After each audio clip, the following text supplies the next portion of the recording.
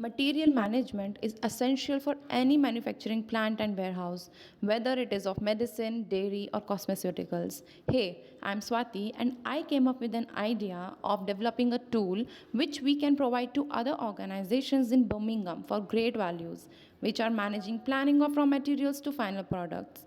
It is very important to have consecutive data of each SKU, such as material which are under test, short, not available, to fulfill market demand as promised. How can we manage all this together?